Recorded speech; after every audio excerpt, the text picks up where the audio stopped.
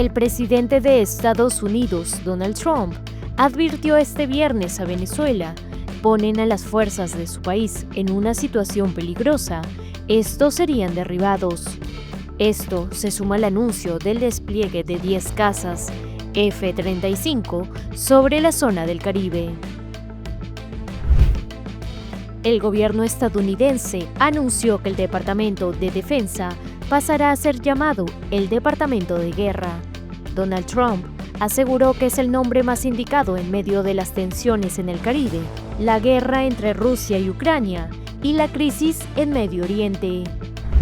El presidente de Rusia, Vladimir Putin, amenazó este viernes a los aliados de Ucrania en Occidente con atacar a sus tropas si es que éstas son desplegadas en el territorio ucraniano.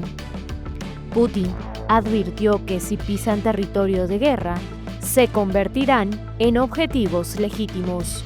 Las fuerzas de defensa de Israel bombardearon este viernes uno de los edificios señalados como centro de operaciones de Hamás en la ciudad de Gaza.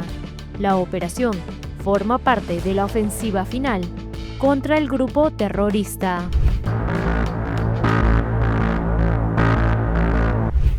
El presidente de Estados Unidos, Donald Trump, ordenó al Departamento de Guerra derribar los aviones de Venezuela si es que estos sobrevuelan peligrosamente a la flota estadounidense desplegada en el Mar del Caribe. ¿Venezuela vuelve a sobrevolar con aviones los buques navales de Estados Unidos? Bueno, yo diría que van a tener problemas. Les informaremos sobre eso. Escuchamos que sucedió, pero no fue realmente así, no como lo describieron. Pero yo diría, general, sí, hacen eso, usted tiene la opción de hacer lo que quiera. Está bien. Si vuelan en una posición peligrosa, yo diría que usted o sus capitanes pueden tomar la decisión sobre lo que quieren hacer, ¿de acuerdo? Claro, señor. Tenemos uno. Dijiste que no pasaron.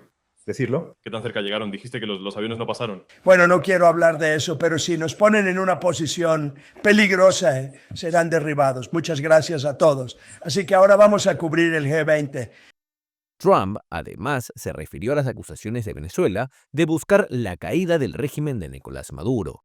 El republicano no confirmó ni rechazó dichas intenciones, pero puso en tela de juicio la elección realizada en julio del 2024.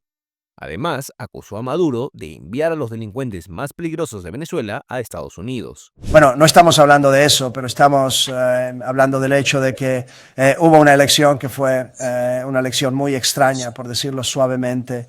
Estoy siendo muy amable al decir eso. Solo puedo decir que miles de millones de dólares en drogas están entrando a nuestro país desde Venezuela. Las prisiones de Venezuela se han abierto a nuestro país, han traído a sus prisioneros, los peores prisioneros, asesinos, Tren de Aragua, los peores prisioneros que puedas imaginar, ahora están viviendo felizmente en los Estados Unidos de América. Ahora, a muchos de ellos los hemos sacado. No es fácil sacarlos debido al sistema liberal con el que estamos trabajando en muchos casos. Por otro lado, acusó la existencia de una red criminal de producción y distribución de drogas como el fentanilo. El presidente Trump mencionó, así como a Venezuela, a países como China, México y Canadá. Pero millones y millones de dólares y miles de millones de dólares en drogas están saliendo de Venezuela y otros países. Mira, China, lo que están haciendo con el fentanilo es algo terrible. Viene a través de Canadá y viene a través de México, pero mucho de eso viene a través de Venezuela. Venezuela ha sido un actor muy malo y lo entendemos. Y cuando miras ese barco y ves las bolsas de lo que sea que hay allí, esas bolsas ¿sabes lo que representan esas bolsas? Cientos de miles de personas muertas en los Estados Unidos. Eso es lo que representan. Esta conferencia de Trump se suscita luego de que imágenes satelitales mostraron la ubicación de algunos de los buques de Estados Unidos desplegados en el Mar del Caribe alrededor de América Latina, con el objetivo, según la Casa Blanca, de combatir el tráfico de drogas en la región. Tras cerca de 80 años, el gobierno de Estados Unidos de Donald Trump ha renombrado al Departamento de Defensa como el Departamento de Guerra. En medio de las tensiones con Venezuela en el Mar del Caribe, la crisis reciente liberada entre Israel e Irán y su intermediación en el conflicto entre Ucrania y Rusia, Trump aseguró que, en vista de cómo está el mundo, el nombre es el más apropiado. Creo que transmite un mensaje de victoria, en realidad un mensaje de fortaleza. Somos mucho más fuertes de lo que cualquiera podría llegar a entender. Con este nombre de Departamento de Guerra ganamos la Primera Guerra Mundial, ganamos la Segunda Guerra Mundial, ganamos todo lo anterior, y en medio, y luego decidimos cambiar el nombre a Departamento de Defensa, así que ahora somos el Departamento de Guerra. El ahora Departamento de Guerra, cuya sede es el edificio en las afueras de Washington, conocido como el Pentágono, tiene más de 3 millones de empleados militares y civiles. Con este cambio, que se produce 3 días después del impresionante desfile con el que China exhibió su músculo militar y sus alianzas, Trump busca dar al ejército estadounidense una imagen más beligerante y más poderosa ante el mundo. Sus acciones militares recientes, como los bombardeos sin precedentes a instalaciones nucleares de Irán, el ataque a una supuesta narcolancha proveniente de Venezuela o la movilización de efectivos en el Caribe, ha enviado un mensaje en esta línea, que al mandatario no le tiembla el pulso para defender sus intereses. Trump lleva meses introduciendo a los estadounidenses la idea de el cambio de nombre, que según su administración refleja mejor la misión de los uniformados de Estados Unidos. El mes pasado llamó secretario de guerra a su secretario de defensa Pete Hegseth, un asiduo defensor de la cultura de guerra del soldado americano, en contraposición a la cultura woke, que aseguró en un libro que lo ha debilitado. En un movimiento militar que aumentó los temores de Venezuela, Estados Unidos ha ordenado el despliegue de 10 aviones de combate F-35 en un aeródromo de Puerto Rico para presuntamente llevar a cabo operaciones contra cárteles de droga. El movimiento, confirmado por fuentes de Washington, fue presentado como una respuesta directa al sobrevuelo de 2 aeronaves venezolanas sobre el espacio aéreo cercano a las operaciones estadounidenses en el Caribe Sur. El Departamento de Defensa, esta semana rebautizado por el presidente Donald Trump como el Departamento de Guerra, calificó la maniobra venezolana como una provocación innecesaria y aseguró que no permitirán acciones que pongan en riesgo a su personal desplegado en la región. 2 aeronaves militares del régimen de Maduro sobrevolaron un buque de la Armada de Estados Unidos en aguas internacionales. Esta acción, altamente provocadora, tuvo como objetivo interferir con nuestras operaciones antinarcóticas y antiterroristas. Se recomienda encarecidamente al cártel que gobierna a Venezuela que no siga intentando obstruir, disuadir ni interferir con las operaciones antinarcóticas y antiterroristas llevadas a cabo por el ejército estadounidense, aseguró el Departamento de Guerra en un comunicado en su cuenta de X. Según fuentes de CNN, los aviones caza llegarían a finales de la próxima semana para unirse a la flota ya desplegada en el Mar del Caribe. Como se sabe, de momento hay un total de 7 buques de guerra estadounidenses y un submarino de ataque rápido de propulsión nuclear que se encuentran en la región, además de los miles de uniformados a bordo, infantes de marina y marineros de la 22ª Unidad Expedicionaria de la Infantería de la Marina de Estados Unidos han estado realizando entrenamientos anfibio y operaciones de vuelo en el sur de Puerto Rico en los últimos días. Esto aumenta el temor en la región. El mismo líder del régimen chavista, Nicolás Maduro, ha señalado en los últimos días que el gobierno de Donald Trump busca un cambio de régimen en Venezuela, pero alerta que no lo permitirá. Estados Unidos y Ecuador estrechan filas en la guerra contra el narco. El jefe de la diplomacia estadounidense, Marco Rubio, visitó el jueves Quito, donde anunció una ayuda de casi $20 millones al país para enfrentar la violencia de numerosas bandas narcotraficantes y designó a 2 de ellas como organizaciones terroristas. En el día de hoy vamos a designar como grupo terrorista a los lobos, a los choneros, que eso trae toda una serie de opciones que Estados Unidos puede llevar a cabo a través de nuestras leyes. La visita de Rubio a Ecuador se produce 2 días después de que fuerzas estadounidenses informaran que destruyeron una lancha en el Caribe presuntamente utilizada para el tráfico de drogas por una banda venezolana. Según el presidente estadounidense Donald Trump, la operación dejó 11 muertos. El secretario de Estado advirtió que habrá más ataques y el jueves se refirió al presidente venezolano Nicolás Maduro como un fugitivo de la justicia estadounidense. Primero, Nicolás Maduro es un narcotraficante, es un terrorista, y no lo digo yo, lo dice un gran jurado en el estado de Nueva York. En el estado de Nueva York la fiscalía presentó evidencia y ellos lo encausaron. Reelegido en mayo pasado, el presidente de Ecuador, Daniel Noboa, ha desplegado a las Fuerzas Armadas para combatir a los grupos criminales que en los últimos años han transformado a Ecuador en uno de los países más peligrosos de América Latina. Desde la llegada al poder de Trump, ambos países consolidaron su alianza. Ecuador recibe apoyo logístico y de inteligencia de Washington y recientemente restableció la extradición de sus ciudadanos a Estados Unidos. Además, Noboa planea reformar la Constitución vía consulta popular para permitir el establecimiento de bases militares extranjeras en el país. Rubio dijo que hablaron de esa posibilidad para entrenar y cooperar en conjunto. Que crea oportunidades para poder cooperar en conjunto, entrenar en conjunto y El presidente de Rusia, Vladimir Putin, amenazó este viernes a los aliados de Ucrania en Occidente con atacar sus tropas si es que éstas son desplegadas en el territorio ucraniano. Putin advirtió que si pisan territorio de guerra, se convertirán en objetivos legítimos. En cuanto al posible contingente militar en Ucrania, esta es una de las causas fundamentales de la participación de Ucrania en la OTAN. Por lo tanto, si aparecen tropas allí, especialmente ahora durante los combates, partimos de la premisa de que serán objetivos legítimos. El presidente ruso añadió que un despliegue de este tipo no favorecerá la paz a largo plazo y reiteró que el fortalecimiento de los vínculos militares entre Ucrania y los países occidentales es una de las causas fundamentales del conflicto. Esta declaración de Putin se produce luego que su homólogo ucraniano Volodymyr Zelensky afirmara que sus aliados de la OTAN analizan reforzar la defensa ucraniana con militares en campo. El presidente del Consejo Europeo, Antonio Costa, aseguró que si despliegan tropas, definitivamente no serán unos pocos, sino miles.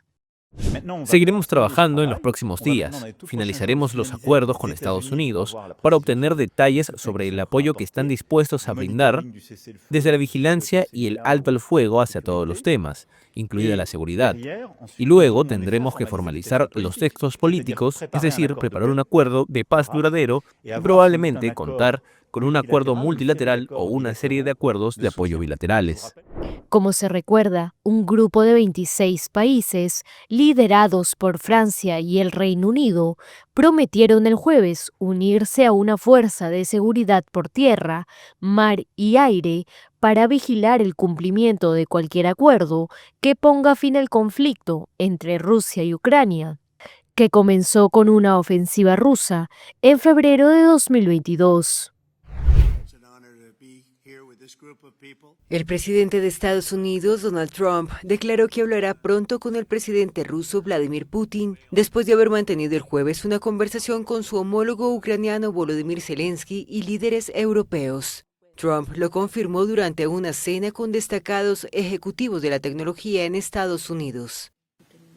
Lo haré, sí lo haré, estamos teniendo un diálogo muy bueno. La llamada de Trump con líderes europeos ocurrió después de una cumbre en París destinada a consolidar planes para darle garantías de seguridad a Ucrania cuando haya un alto el fuego. El portavoz del Kremlin, Dmitry Peskov, dijo el viernes que las conversaciones con Trump pueden organizarse muy rápidamente si es necesario, pero rechazó de plano la idea de que existan garantías de seguridad occidentales para Kiev. Líderes de 26 países, principalmente europeos, se comprometieron el jueves a apoyar militarmente a Ucrania en caso de un cese el fuego con Rusia, con el objetivo de disuadir a Moscú de atacar nuevamente a su vecino. Sin embargo, existe una creciente preocupación de que Putin no tenga interés en poner fin al conflicto. La alarma se intensificó después de una visita a Pekín esta semana, en la que prometió que Rusia seguiría luchando en Ucrania si no se puede alcanzar un acuerdo de paz.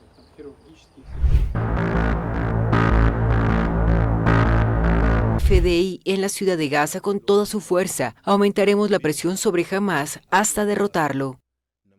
Las fuerzas de Israel controlan actualmente alrededor del 75% de la Franja de Gaza, un territorio de 365 kilómetros cuadrados, bajo su asedio desde el inicio del conflicto. Sin embargo, ni el ejército ni el gobierno del primer ministro Benjamin Netanyahu anunciaron públicamente el inicio de una gran ofensiva para tomar la ciudad de Gaza, prevista en un plan aprobado en agosto. La Defensa Civil de Gaza aseguró el jueves que más de 60 palestinos murieron y que 30 de ellos perecieron en bombardeos contra Ciudad de Gaza, presentada por el ejército israelí como el último gran bastión de Hamás en territorio palestino. Casi 2 años después del inicio de la guerra desencadenada por el ataque de Hamás contra Israel el 7 de octubre de 2023, el ejército israelí intensificó en las últimas semanas sus bombardeos y operaciones terrestres en Ciudad de Gaza. La ONU ha declarado en la Franja de Gaza una situación de hambruna, lo que Israel niega.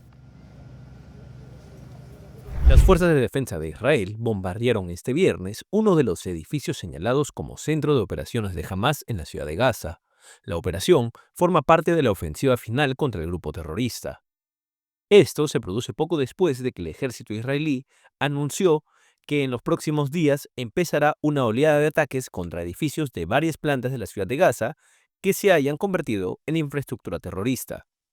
En su comunicado, el ejército israelí asegura que ha llevado a cabo extensas operaciones de recopilación de inteligencia e identificaron una importante actividad terrorista de Hamás en diversas infraestructuras de la ciudad de Gaza, en particular en edificios de gran altura. Asimismo, asegura que esta nueva campaña de bombardeos contra edificios tomarán numerosas medidas para minimizar al máximo el riesgo de dañar a la población civil. El ministro de Defensa de Israel, Israel Katz, avisó este viernes que las puertas del infierno en Gaza se están abriendo y prometió intensificar los ataques contra la capital gazatí.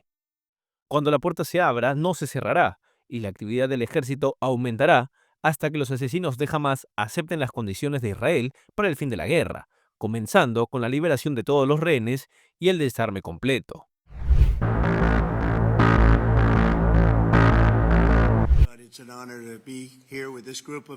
El presidente estadounidense Donald Trump anunció el jueves que Estados Unidos muy pronto impondrá un arancel a la importación de semiconductores, un componente clave en la carrera mundial hacia la inteligencia artificial.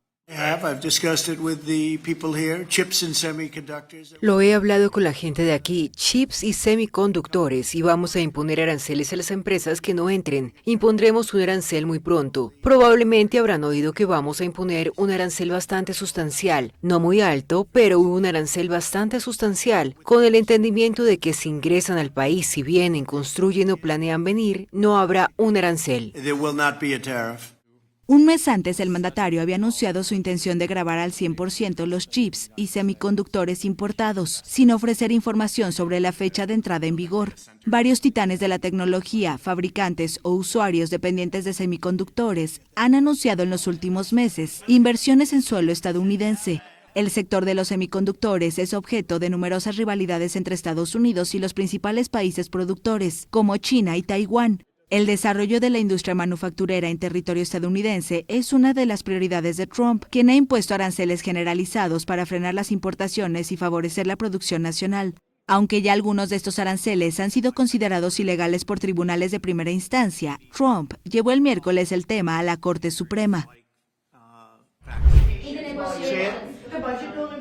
El presidente de Estados Unidos, Donald Trump, respaldó a su secretario de Salud. El mandatario calificó a Robert Kennedy Jr. como alguien muy bueno, que tiene muy buenas intenciones, y señaló que le gusta que tenga ideas un poco diferentes en referencia a su posición antivacunas. El funcionario fue interrogado el jueves en el Senado, en una audiencia donde defendió sus controvertidas medidas, que han hecho que científicos y opositores llamen a su dimisión.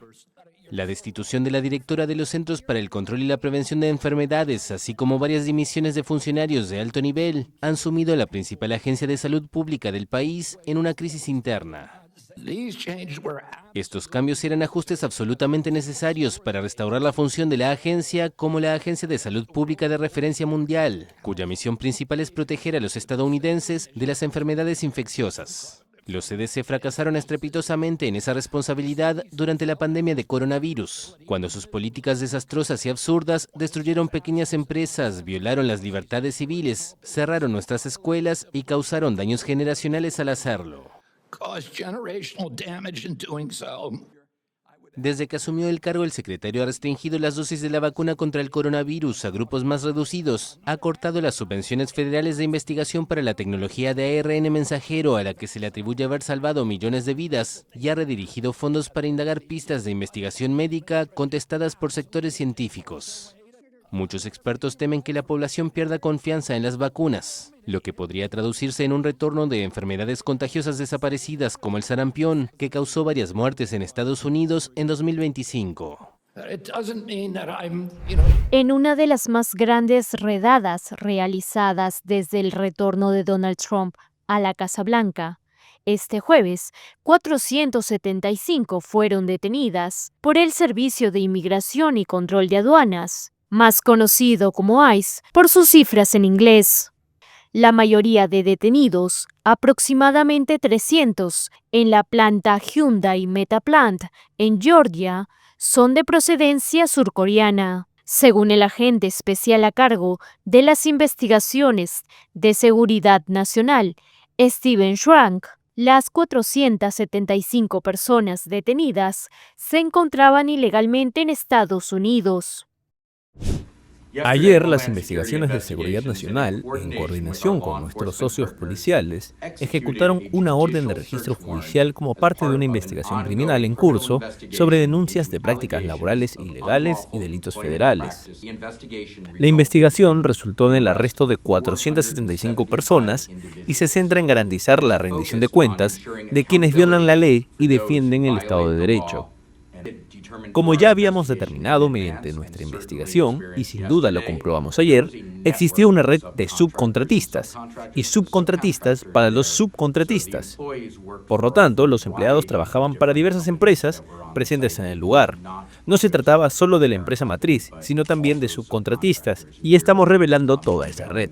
Anteriormente, funcionarios federales estimaron que 450 personas fueron detenidas en el enorme sitio de Ellabelle, a unos 40 kilómetros al oeste de Savannah, Georgia. La operación marca uno de los ejemplos más recientes de la ofensiva migratoria de la administración de Donald Trump en lugares de trabajo de todo el país. La redada detuvo la construcción de la planta de baterías para vehículos eléctricos, informó Associated Press. El gobernador de Georgia ha promocionado la instalación como el mayor centro de desarrollo económico en la historia del estado. Hyundai está cooperando con las autoridades y se comprometen a cumplir con todas las normas laborales y de inmigración, declaró el portavoz Michael Stewart. La Comisión Europea anunció el viernes que impondrá una multa de 2.950 millones de euros a la estadounidense Google. El Ejecutivo Europeo consideró que el gigante tecnológico estadounidense abusó de su posición dominante en el sector de la publicidad en línea. Google criticó la multa, que consideró injustificada, y ya anunció que la impugnará. La medida era muy esperada tras advertencias de la Comisión Europea, pero el anuncio se retrasó a principios de semana en un contexto de tensiones entre la Unión Europea y Estados Unidos. El 26 de agosto, Donald Trump atacó enérgicamente a los países u organizaciones que regulan el sector tecnológico, amenazándolos con aranceles y restricciones a la exportación. Aunque no mencionó directamente a la Unión Europea, en los hechos el bloque dispone del arsenal jurídico más potente del mundo para regular el sector digital, lo que alimenta los debates en Europa sobre el riesgo de represalias en caso de sanciones contra empresas estadounidenses. La Unión Europea respondió que tenía el derecho soberano de regular la tecnología. Es la tercera multa impuesta esta semana a Google, filial de Alphabet.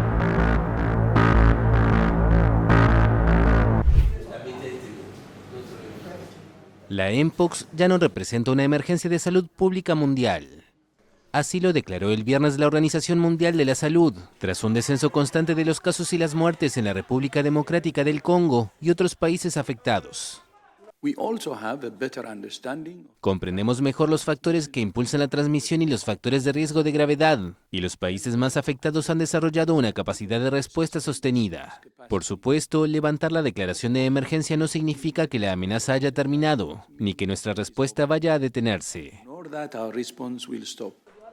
La OMS había declarado la emergencia hace más de 3 años ante la rápida propagación en África de la enfermedad, anteriormente conocida como viruela del mono. La mpox se caracteriza por lesiones cutáneas como pústulas, fiebre alta y dolores musculares. Los 16 fallecidos en el accidente del miércoles en el funicular de Gloria en Lisboa han sido ya identificados por las autoridades de Portugal. La policía judicial informó que son de 8 nacionalidades. Los muertos son 5 portugueses, 3 británicos, 2 canadienses, 2 surcoreanos, un francés, un estadounidense, un suizo y un ucraniano. Los 23 heridos, entre los que hay 10 graves, son de diversas nacionalidades, entre ellos 2 españoles que fueron dados de alta la noche del miércoles. El funicular, conocido como Ascensor de Gloria, descarriló sobre las 18 hora local del miércoles, por motivos que aún se investigan. El jueves, la policía terminó de recopilar pruebas sobre el terreno y en las últimas horas el funicular fue retirado completamente del lugar.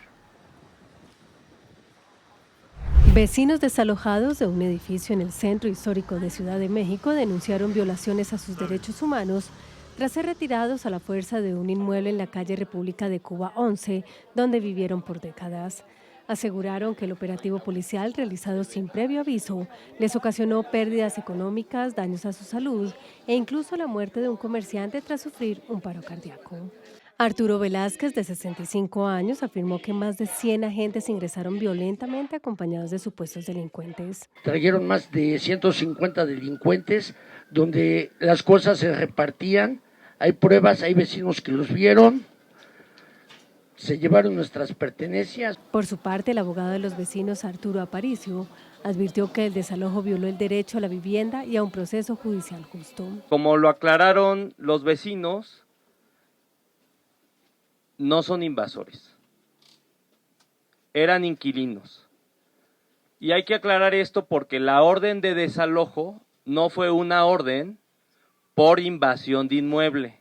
Además, precisó que entregaron un pliego petitorio que exige la restitución inmediata, transparencia jurídica y acompañamiento en denuncias. Los afectados exigen volver a sus hogares y que se investiguen las violaciones a sus derechos humanos.